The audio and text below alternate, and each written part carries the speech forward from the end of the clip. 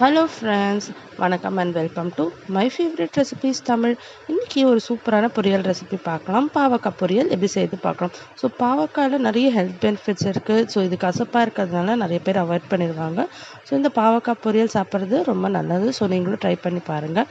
இது சாம்பார் சாதம், ரசம் சாதத்துலாம் வச்சு சாப்பிட்றதுக்கு செம்ம டேஸ்ட்டாக இருக்கும். இப்போ வாங்க எப்படி செய்து பார்க்கலாம். ஸோ பாவக்காய் எடுத்துக்கலாம், 1/4 கிலோ பாவக்காய் எடுத்துக்கலாம். இந்த மாதிரி ஸ்லைசஸாக கட் பண்ணிக்கோங்க. இதில் இருக்க விதைகள்லாம் எடுத்துருங்க. ஸோ அதுதான் அதிகமான கசப்புகள் இருக்கும். ஸோ விதையெல்லாம் எடுத்துகிட்டு ஒரு 2-3 வாட்டி கழுவி எடுத்து வச்சுக்கோங்க. இப்போ பேன் வச்சுக்கலாம். அதில் ஒரு 3 டேபிள் ஸ்பூன் எண்ணெய் ஊற்றிக்கோங்க. எண்ணெய் கொஞ்சம் அதிகமாக ஊற்றணும். நம்ம தண்ணி ஊற்றி வேக வைக்க போகிறதில்ல. ஸோ அந்த எண்ணெயிலேயே ஃப்ரை பண்ண போகிறதுனால கொஞ்சம் எண்ணெய் அதிகமாக ஊற்றிக்கலாம்.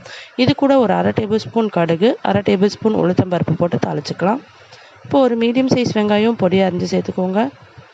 வெங்காயம் நல்லா வதங்கட்டும். வெங்காயம் நல்லா வதங்கின அப்புறமா இது கூடவே ஒரு 5 பல் பூண்டு நல்லா நெசுக்கி சேர்த்துக்கோங்க. நல்லா சாப்பிட்றதுக்கு வாசனையாக இருக்கும்.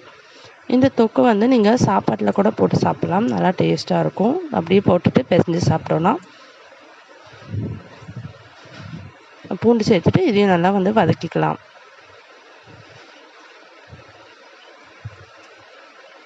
இப்போ இது கூட தக்காளி ஒன்று சேர்த்துக்கலாம். அதிகமாக தக்காளி சேர்க்கணும்னா ஒரே ஒரு தக்காளி மட்டும் பொடியாக அரிஞ்சு சேர்த்துக்கோங்க. தக்காளி சேர்த்துட்டு இதையும் நல்லா வதக்கி விட்டுக்கோங்க. ஸோ தக்காளி வெங்காயம்லாம் நல்லா வதங்கின அப்புறமா நம்ம பாவக்காய் சேர்த்துக்கலாம். பாருங்கள், பாவக்காய் இப்போ சேர்த்துடலாம். சேர்த்துட்டு இது நல்லா வதக்கி விட்டுட்டு மூடி போட்டு ஒரு 10 நிமிஷம் லோ ஃப்ளேமில் வச்சுருங்க. அதுலேயே இது நல்லா வெந்துடும். ஒரு ஹாஃப் குக் ஆகிடும். அதுக்கப்புறமா நம்ம மசாலாலாம் சேர்த்துக்கலாம். அதை நல்லா வதக்கி விட்டுட்டு இதை மூடி போட்டுட்டு ஒரு 10 நிமிஷத்துக்கு லோ ஃப்ளேமில் வச்சுருங்க. இது அப்படியே இருக்கட்டும். இப்போ 10 நிமிஷம் ஆகிடுச்சு. இப்போ பாருங்கள், நல்லா பாவக்காய் வெந்துடுச்சு.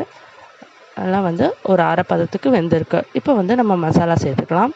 ஸோ நம்ம எண்ணெயிலேயே இது வதக்கிறதுனால நம்ம இந்த மாதிரி ஒரு 10 நிமிஷம் மூடி போட்டு வச்சோன்னா அது நல்லா அதுலேயே வெந்துடும். இப்போ இது கூட மசாலா சேர்த்துக்கலாம். 1 டேபிள் ஸ்பூன் தனி மிளகாத்தூள் சேர்த்துக்கோங்க. 1 டேபிள் ஸ்பூன் தனியாத்தூள் சேர்த்துக்கோங்க. ஒரு 1/2 டேபிள் ஸ்பூன் கரம் மசாலா சேர்த்துக்கோங்க. ஒரு 1/2 டேபிள் ஸ்பூன் மஞ்சத்தூள் சேர்த்துக்கோங்க. இப்போ இந்த டிஷ்ஷுக்கு தேவையான உப்பு சேர்த்துடலாம். சேர்த்துட்டு இதை நல்லா கிளறி விட்டுருங்க. கிளறி விட்டுட்டு இன்னும் ஒரு 5 நிமிஷம் மூடி போட்டு விட்டுருங்க. அப்போ தான் காய் நல்லா வெந்து வரும். நம்ம தண்ணி ஊற்றி செஞ்சோன்னா அந்தளவுக்கு டேஸ்ட் இருக்காது. கசப்பும் அதிகமாக இருக்கும். பட் நம்ம எண்ணெயிலேயே இந்த மாதிரி நல்லா வறுபட்டுறப்ப அந்த காய் டேஸ்ட் நல்லாயிருக்கும். அந்த கசப்பு தன்மையும் அந்தளவுக்கு இருக்காது. இன்னும் ஒரு 5 நிமிஷம் நல்லா வேகட்டும். இப்போ பாருங்கள், நல்லா வெந்து வந்துடுச்சு. ஸோ இப்போ லாஸ்ட்டாக ஒரு சின்ன துண்டு வெல்லம் சேர்த்துடலாம். வெல்லம் சேர்த்துட்டு இது நல்லா கிளறி விட்டுருங்க. கிளறி விட்டுட்டு ஸ்டவ் ஆஃப் பண்ணிடலாம். ஸோ அவ்வளோதாங்க, சூப்பரான பாவக்காய் பொரியல் ரெடி ஆகிடுச்சு. ஸோ நீங்களும் இதை ட்ரை பண்ணி பாருங்கள். இது சாம்பார் சாதம், ரசம் சாதம், தயிர் சாதத்துக்கெலாம் தொட்டு சாப்பிட்றதுக்கு செம்ம டேஸ்ட்டாக இருக்கும்.